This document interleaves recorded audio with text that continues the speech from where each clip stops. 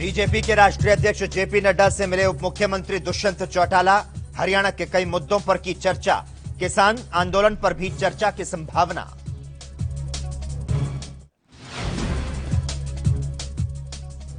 बढ़ते कोरोना संकट को लेकर कुमारी शैलजा ने मुख्यमंत्री को लिखा पत्र। बोली, प्रदेशवासियों को संकट में डाल दिया गया।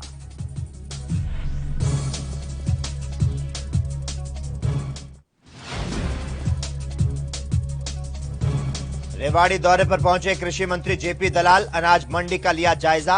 दलाल बोले, किसान पूर्ण रूप से संतुष्ट।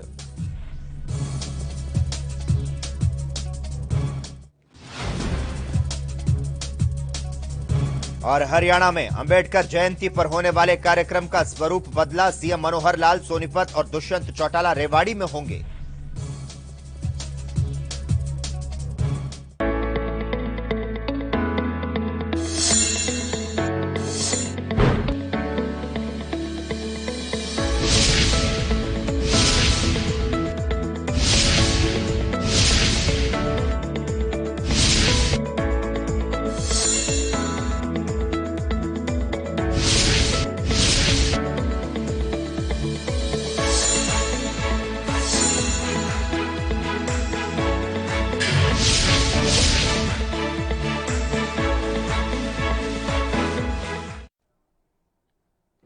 नमस्कार, हरियाणा चौपाल में आपका स्वागत है और मैं हूं आपके साथ लोकेश जगबानी। हरियाणा के उप मुख्यमंत्री दुष्यंत चौटाला ने आज दिल्ली में बीजेपी के राष्ट्रीय अध्यक्ष जेपी नड्डा से मुलाकात की। इस मुलाकात में चौटाला ने हरियाणा के कई मुद्दों पर नड्डा से चर्चा की।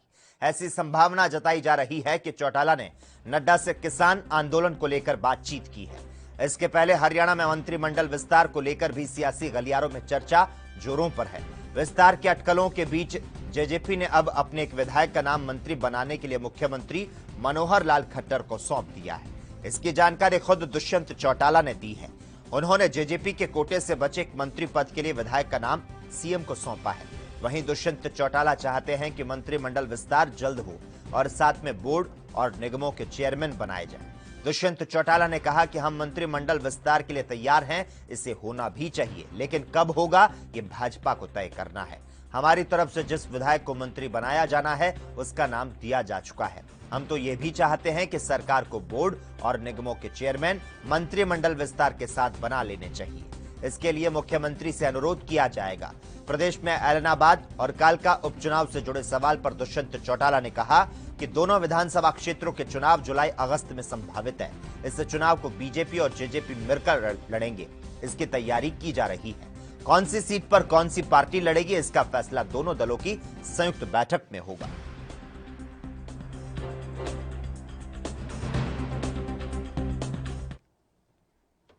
वहीं हरियाणा के कृषि मंत्री जेपी दलाल ने आज रेवाड़ी अनाज मंडी का निरीक्षण कर खरीद प्रक्रिया का जायजा लिया। कृषि मंत्री ने कहा कि किसानों को फसल की बिक्री के समय किसी प्रकार की कोई समस्या नहीं आने दी जाएगी। उन्होंने कहा कि मंडी में फसल खरीद का कार्य अच्छे ढंग से चल रहा है। किसान पूर्ण रूप से संतुष्ट हैं। आढ़ती और मजदूरों द्वारा किसानों की फसल खरीद का कार्य अच्छे ढंग से किया जा रहा है और मंडी में उठान कार्य में कोई परेशानी नहीं होने दी जाएगी। उन्होंने कहा कि व्यवस्था को पूर्ण रूप से मजबूत किया गया है। दक्षिणी हरियाणा में सरसों की पैदावार ज्यादा होती है और इस बार एमएसपी से ज्यादा मूल्य पर सरसों बिक रही है। यह बहुत ही खुशी की बात है। उन्होंने कहा कि सरसों का एमएसपी 4,650 रुपए है, जबकि रेवाड़ी में सरसों 5,800 रुपए प्रति क्विंटल तक बिक रही है। फरूखनगर, पटौदी, रेवाड़ी और फिर इसके बाद महेंद्रगढ़, नारनौल उधर होते हुए भिवानी की मंडियाँ मैं देखूंगा। और किसी भी तरह की समस्या किसी आड़ती भाई को है, किसी किसान भाई को है, मजदूर को है, उसका समाधान निकालेंगे। अच्छी परचेज चल रही है। पहले से ज़्यादा संतुष्ट हैं हमारे आड़ती भाई भी और किसान को पेमेंट जल्दी देंगे, उठान जल्दी कराएंगे। धीरे धीरे करके व्यवस्था को हम मजबूत कर रहे हैं। और कुछ जो कांग्रेस पार्टी के नेता या किसान नेता जो दुष्प्रचार करते थे कि मंडियां ख़त्म हो जाएंगी, एमएसपी ख़त्म हो जाएगी, किसान की धरती चली जाएगी, आप धरातल पे देखिए पहले से अच्छी मंडियां चल रही हैं। पहले से अच्छे भाव चल रहे हैं और किसी किसान की 1 बीघा ज़मीन कहीं गई तो हो तो हमें बताएं। इस बार तो खुशी की बात यह है कि सरसों का भाव, मेरा इलाका ये दक्षिण हरियाणा का सरसों पैदा ज़्यादा करता है, 450 रुपये का MSP था। इस बार हमने पोर्टल के अंदर डाल दिया है। पहले ठेकेदार होते थे जिले वाइज और वो ठेकेदार ट्रक ना मिलने का बहाना करते थे या कुछ जानबूझ के व्यवस्था फैलाते थे। इस बार पोर्टल में छूट दे दी है कि अपना कोई आड़ती भाई उठाना चाहता है बाकायदा टाइम दो और हम उसको मॉनिटर करते हैं कि कितने घंटे में उसका माल उठा है। और इस तरह से करते करते हमारी कोशिश ये होगी कि जब भी व्यापारी भाई कहे तो उसका माल भी 10-12 घंटे में उठ जाए। देखिए, सब राजनीतिक पार्टियों ने, किसान नेताओं ने एक नैरेटिव स्थापित किया कि काले कानून आ गए हैं। हमें तो पता है, किसी भाई को पता नहीं कि कानून में काला क्या है, क्योंकि उन्होंने प्रचार किया था मंडी खत्म होने का, MSP खत्म होने का या धरती चली जाने का। मंडियां पहले से अच्छी चल रही हैं, MSP पहले से ज़्यादा अच्छा मिल रहा है, धरती किसी की गई नहीं। और मैं तो उनसे प्रार्थना करता हूं, जो किसान नेतृत्व है या अलग पार्टियों के नेता हैं, कि मिल बैठ करके कोरोना का संकट है, कोरोना का टाइम है, फैसला करें और किसी भी तरह की जो किसान हितैषी फैसले लेने होंगे उसमें मोदी जी के नेतृत्व में, मनोहर लाल जी के नेतृत्व में हमारी हरियाणा सरकार मिल बैठ करके हर चीज़ का समाधान निकालने के लिए तैयार हैं। वहीं हरियाणा कांग्रेस अध्यक्ष कुमारी शैलजा ने हरियाणा प्रदेश में कोरोना वैक्सीन के पर्याप्त स्टॉक की तुरंत व्यवस्था करने और वैक्सीन लोगों तक जल्द से जल्द आसानी से पहुंच सके, इसके लिए और ज्यादा वैक्सीनेशन सेंटर्स की व्यवस्था करने के लिए मुख्यमंत्री मनोहर लाल को पत्र लिखा है। मुख्यमंत्री मनोहर लाल को लिखे पत्र में कुमारी शैलजा ने कहा कि हरियाणा में कोविड-19 की बढ़ती रफ्तार ने प्रदेशवासियों को संकट में डाल दिया। इस महामारी ने सभी का जीवन अस्त व्यस्त कर दिया। कोरोना के बढ़ते मामलों से आज हर हरियाणा वासी चिंतित है। ऐसे संकट के समय में कोरोना वैक्सीन ही उम्मीद की एक किरण जो है वह नजर आ रही है। इस महामारी से लड़ने के लिए जल्द से जल्द वैक्सीनेशन पर जोर देना अत्यंत ही आवश्यक है। पत्र में कुमारी शैलजा ने हरियाणा के मुख्यमंत्री मनोहर लाल से मांग करते हुए कहा कि हरियाणा प्रदेश में कोरोना वैक्सीन के पर्याप्त स्टॉक की तुरंत व्यवस्था की जाए, जिससे हर हरियाणा वासी को जल्द से जल्द कोरोना वैक्सीन दी जा सके। इसके साथ ही यह भी सुनिश्चित किया जाए कि कोरोना वैक्सीन लोगों तक जल्द से जल्द आसानी से पहुंच सके। इसके लिए प्रदेश में और ज्यादा वैक्सीनेशन सेंटर्स की व्यवस्था की जाए।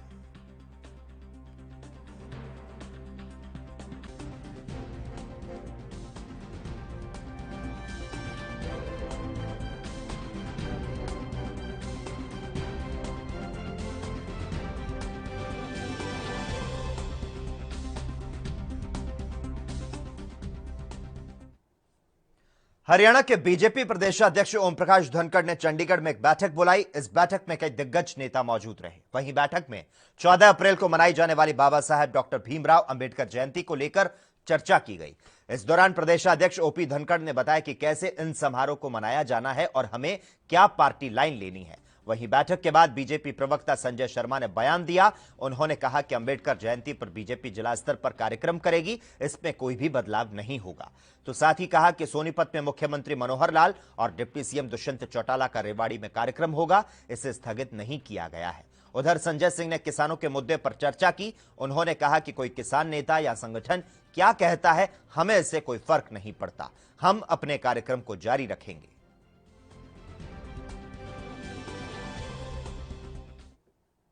खबरों का सिलसिला लगातार जारी रहेगा। हम यहां पर रुकते हैं एक छोटे से ब्रेक के लिए।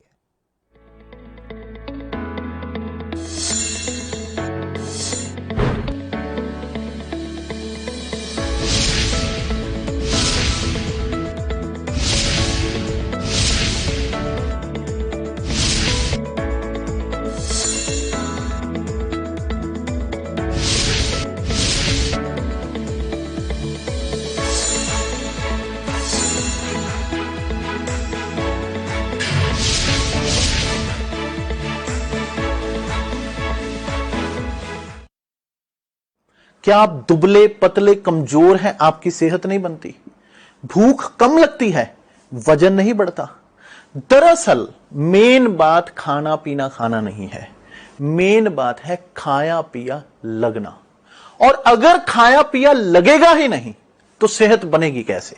इसलिए हमारी संस्था सन्यासी आयुर्वेदा ने एक ऐसी दवा बनाई है जो कि आपके पाचन तंत्र को, आपके लीवर सिस्टम को ठीक करने का काम करती है, ताकि आप जो भी खाएं उसका पूरे का पूरा निचोड़ आपके शरीर को लगे, आपकी भूख बढ़े, खाया पिया सही से लगे, नया खून बने, हड्डियों में जान आए, वजन बढ़े, ताकत बढ़े, चेहरे पर नूर आए और आप मोटे तगड़े खूबसूरत पर्सनैलिटी के मालिक बन जाएं। यह दवा पूरी तरह से आयुर्वेदिक होती है। इसका शरीर पर कोई भी साइड इफेक्ट, कोई भी नुकसान या दुष्प्रभाव नहीं होता। लड़के लड़कियां दोनों इसका इस्तेमाल कर सकते हैं और पहले 15 दिन के अंदर ही आपको इसका असर महसूस हो जाएगा। सिर्फ 650 रुपए की पूरे 1 महीने की दवा होती है और आप इसे घर बैठे 01145454545 पर फोन करके दवा मंगवा।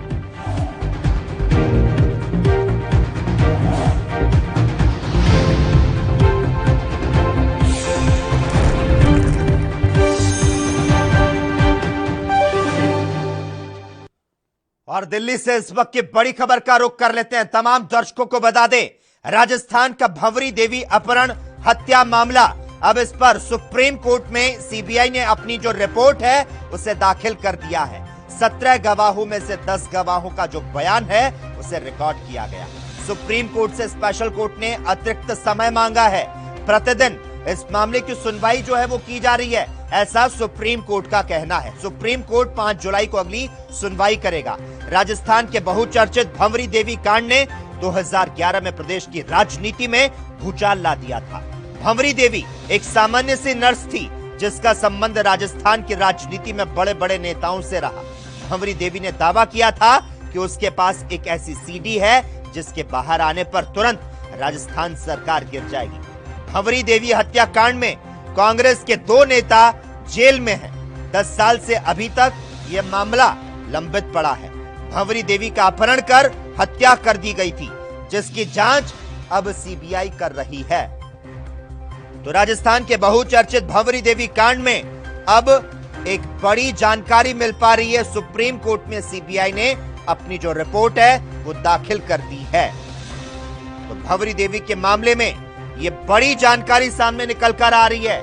तमाम दर्शकों को बता दें, राजस्थान के बहुचर्चित भंवरी देवी कांड ने प्रदेश की राजनीति में 2011 में भूचाल ला दिया था। भंवरी देवी ने दावा किया था कि उसके पास एक ऐसी सीडी है जिसके बाहर आने पर राजस्थान की सरकार गिर जाएगी। भंवरी देवी के लापता होने के बाद उसकी हत्या कर दी गई थी।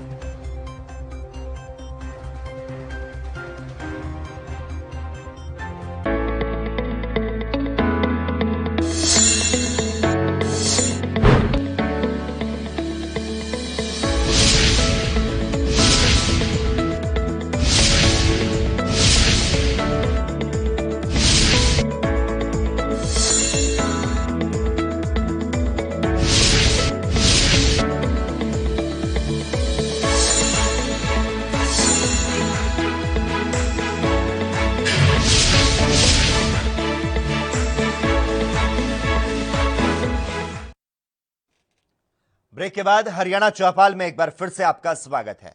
आज इनेलो युवा नेता अर्जुन चौटाला डीएपी खाद के मूल्यों, कृषि कानूनों, गेहूं खरीद मुद्दों पर विरोध प्रदर्शन करने के लिए अंबाला पहुंचे। इनेलो कार्यकर्ताओं ने उपायुक्त कार्यालय तक पैदल मार्च करते हुए विरोध प्रदर्शन किया। इस दौरान अर्जुन चौटाला ने सीटीएम को राज्यपाल के नाम अपनी मांगों को लेकर ज्ञापन सौंपा। अर्जुन चौटाला ने कहा कि केंद्र सरकार आज हर मुद्दे पर फेल है। हरियाणा में बीजेपी जेजेपी के नेताओं का जनता हर जगह विरोध कर रही है, क्योंकि हरियाणा में कमजोर और नाकाम सरकार है।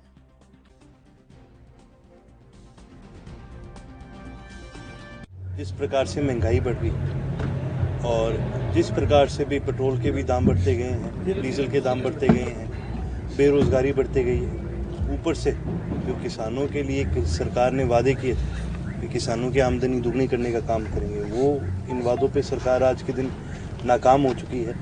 और कई और भी कारण हैं जिनकी वजह से इंडियन नेशनल लोकदल ने ये फैसला करा है कि हरियाणा के हर ज़िले में हमारी जितनी भी ज़िले की कार्यकारिणी है, सारे हल्कों की कार्यकारिणी जो उनके अंडर आती है, सभी साथी मिल करके डीसी ऑफिस जा करके ज्ञापन सौंपने का काम करेंगे। सर, कृषि मंत्री का भी बयान आ गया, दोबारा बातचीत के लिए बुलाया है किसानों को, किस तरह देखते हैं इस बयान को? देखिए, बातचीत के लिए सरकार ने बुलाया, ये बहुत अच्छी बात है, लेकिन कहीं ऐसा ना हो कि पहले की तरह सरकार सिर्फ बातचीत के लिए बुलाए और सिर्फ मीडिया को, आम जनता को दिखाने के लिए कि भी हम बात करना चाह रहे हैं। सबसे गलत चीज़ तो मेरा ये मानना है, जिस प्रकार से सरकार बार बार भाई जो किसान हैं उनकी डिमांडों को भाई एक्सेप्ट करने से जो मना कर रही है, भाई किसानों की पहले ही दिन से एक डिमांड रही है कि ये 3 काले कानून वापस लिए जाएं और एमएसपी पर कानून बनाया जाए। देखिए, वो तो बड़बोले हैं, कुछ भी बोलते जाएंगे। आप एक चीज़ देखो, इन्होंने तो सबसे पहला तो किसानों को ये वादा करा था, हम चाहे कुछ हो जाए हम कभी बीजेपी में नहीं जाएंगे। फिर इन्होंने वादा करा था कि भाई जो एमएसपी है इसके ऊपर 100 रुपये और देने का काम करेंगे। फिर इन्होंने पता नहीं निरंतर कितने वादे करेंगे। तो हम पहले ही क्या करते थे, जमा झूठी पार्टी। और ये चाहे अपने आप को कितना किसान हितैषी बता दें, इनके बताने से ही किसान हितैषी नहीं बनते। वो देश का किसान फैसला करेगा उनका हितैषी कौन है, और देश के किसान ने साफ ये फैसला कर दिया कि भाई ये जो लोग हैं ये हमारे हितैषी नहीं है। और वो बात कहते ही वो तिहाड़ जेल नहीं चले गए थे, कहाँ है फिर वो इस्तीफा? चलो, अगर इस्तीफा है भी जेब में, एक बार काट के दिखा दो हमने पर्ची। अभय सिंह जी ने जब इस्तीफा दिया था। खबरों का सिलसिला लगातार जारी है। हम यहां पर रुकते हैं एक और छोटे से ब्रेक के लिए, जल्द हाजिर होते हैं।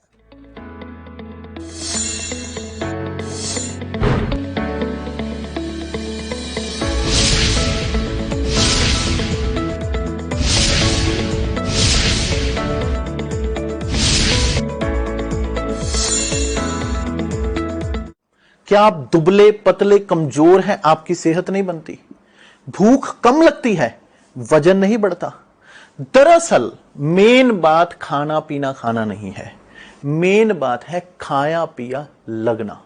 और अगर खाया पिया लगेगा ही नहीं तो सेहत बनेगी कैसे?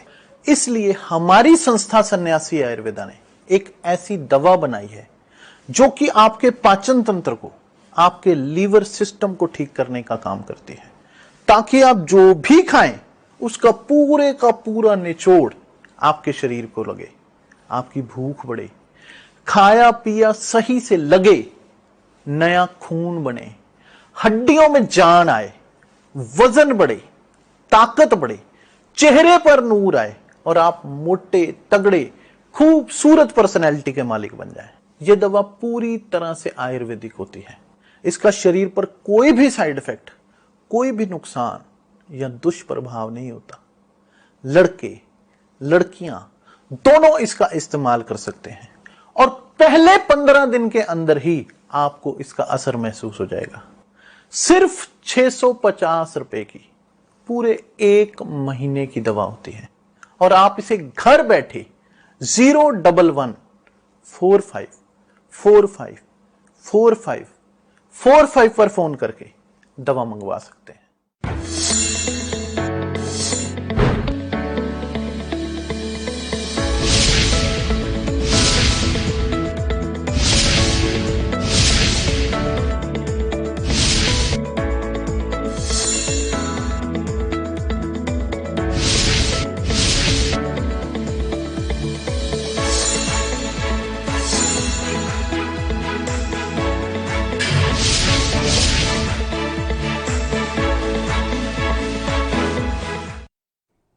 ब्रेक के बाद हरियाणा चौपाल में एक बार फिर से आपका स्वागत है।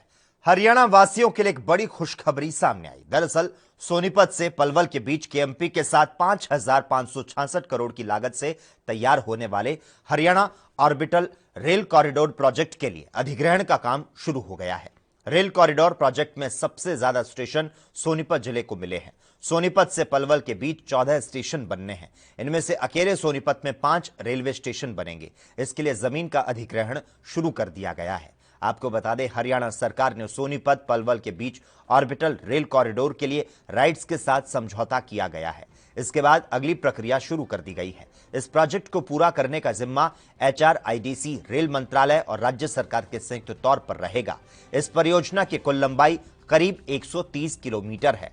जमीन अधिग्रहण और निर्माण के दौरान ब्याज सहित कुल परियोजना लागत 5,566 करोड़ बताई गई है। इस रेल कॉरिडोर में सोनीपत जिलों में 5 रेलवे स्टेशन बनाए जाने हैं, जबकि कुल 14 रेलवे स्टेशन होंगे। इस बारे में एक अधिकारी ने बताया कि यह प्रोजेक्ट शुरू कर दिया गया है। इसमें हरसाना कलां से पलवल तक बिछाई जाने वाली रेल कॉरिडोर प्रोजेक्ट में कुल 14 रेलवे स्टेशन पास हुए हैं।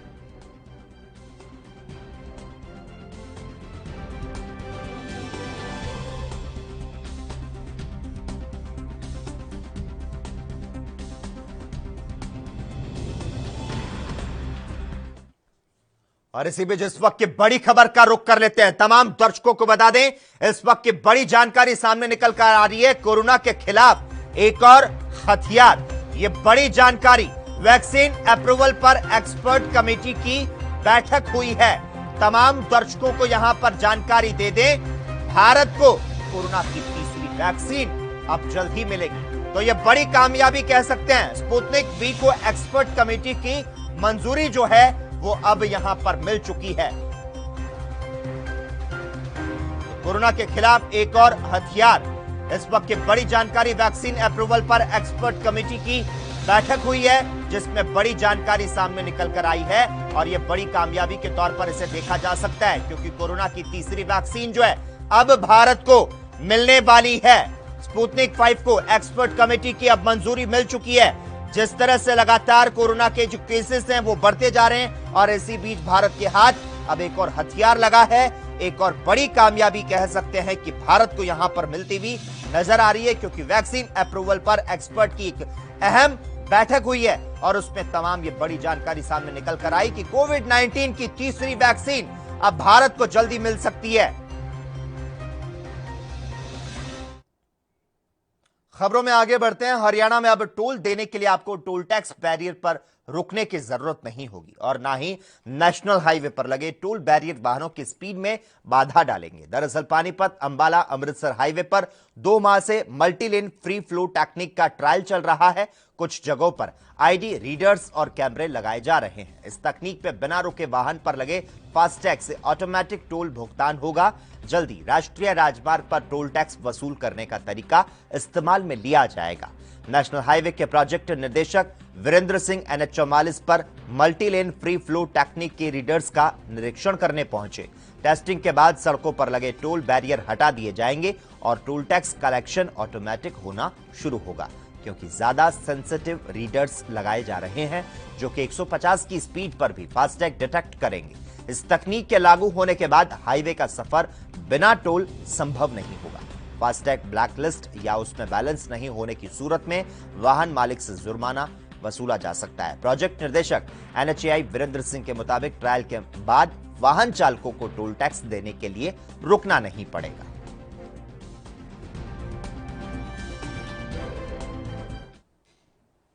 हरियाणा के पलवल में किसानों का रुझान गुलाब के फूलों की खेती की ओर लगातार बढ़ रहा है। पलवल में गुलाब की खेती करने वाले किसान मालक चंद ने बताया कि 1 एकड़ में गुलाब की खेती कर अच्छा लाभ कमा रहे हैं। इस दौरान जिला बागवानी अधिकारी डॉक्टर अब्दुल रज्जाक ने बताया कि जिले में 70 हेक्टेयर भूमि में गुलाब की खेती करने का लक्ष्य निर्धारित किया गया है।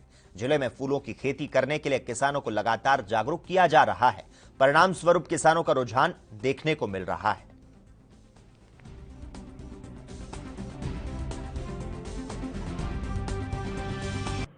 और मैंने 1 एकड़ में गुलाब की खेती करी है और मेरे इर्द गिर्द 4-5 एकड़ और गुलाब लगा हुआ है और हमें 4 महीने इस गुलाब की खेती में लगाए हुए हैं। तो इसमें हम अब तुड़ाई शुरू हो गई है हमारी और हम मंडी ले जाने शुरू हो गए हैं और हम इसमें ज़्यादा से ज़्यादा हमें मुनाफा मिल रहा है। मैं आपसे बताता हूँ कि जो गुलाब की खेती है ये 2 प्रकार से होती है। एक होती है इंग्लिश गुलाब, एक होता है देसी गुलाब। इंग्लिश गुलाब है उसमें फ्रेग्रेंस कम होता है और उसकी छड़ियाँ ज़्यादा बिकती हैं। जो देसी गुलाब होता है उसके फूल बिकते हैं, उसमें खुशबू भी आती है और उसमें जो हम फ्लावर्स के लिए वो अर्क भी निकालते हैं, रस। करीब 1 साल पहले नशा बेचने से इनकार करना एक युवक को भारी पड़ गया था। नशा तस्करों ने उसकी चाकुओं से गोदकर सरेआम हत्या कर दी थी, जिसके बाद पुलिस ने आरोपी को गिरफ्तार कर अंबाला जेल भेज दिया था। तो वहीं इकलौते बेटे की मौत को इंसाफ दिलाने और आरोपियों को सजा दिलाने के लिए एक मां दर बदर की ठोकरें खा रही है। लेकिन आरोपियों का आतंक यहीं नहीं खत्म होता। बदमाश अब जेल से महिला और गवाहों को धमकी भरे फोन कर रहे हैं और गवाही देने पर जान से मारने की धमकी तक दे रहे हैं। हालांकि यह भी एक जांच का विषय है कि जेल में धमकी भरे फोन कोई कैसे कर सकता है। बुजुर्ग महिला का आरोप है कि पुलिस भी उसकी सुनवाई नहीं कर रही और मामले को गंभीरता से नहीं ले रही, जबकि लोगों का कहना है कि आरोपियों पर 26 मुकदमे पहले से दर्ज हैं। ऐसे में जेल से बाहर आने के लिए वो कुछ भी कर सकते हैं। तो वहीं पुलिस इस मामले में कोई जानकारी न होने की बात कह रही है। मेरा बेटा तो घर पे आया था, घर से आया चाय पीने जा रहा था, बस घर से बुला के ले गए उसको। आज 1 साल 2 महीने हो गए, कहीं इंसाफ नहीं मेरे को मिल रहा। जहाँ जाती हूँ वहीं कह देंगे जाओ जाओ आगे जाओ, आप आगे जाओ, आगे नहीं जाओ तो किसके पास जाओ। जिसको भी साथ लेके जाती हूँ उसी को धमकी देते हैं। एक बंदे ने भी जमानत देनी है, लड़के ने, ये बगल में ही है, उसके लेके मैं गई, उसको धमकी दी कि एक तो अभी गया ही गया, जो तू गवाही देगा तो तू भी ऐसे ही जाएगा 2-4 साल के बाद। ये कटोरे के लोग हैं, कटोरा अंदर जेल में से फोन करा रहा हुआ बैठ के कि जो गवाही देने जाएगा उसको ऐसे साफ करते रहना। रास्ते में एक तो मार दिया, 2-3 गवाही देने जाएंगे उनको भी मार दिया। हमारे पास थ्रेटनिंग का नहीं, हमारे पास तो लोकल दरखास्तें आती हैं। एक लोकल दरखास्त आई थी अभी से की, और जो उसकी दरखास्त आई उस पर हमने नियमानुसार कार्रवाई कर दी। तो कहना है कि उनको जेल से थ्रेटनिंग आई है कि अगर गवाही दी तो जान से मार दी जाए। और इसी के साथ ही हरियाणा चौपाल में बस इतना ही। तमाम अहम खबरों के लिए लगातार आप जुड़े रहिए एएनबी न्यूज के साथ।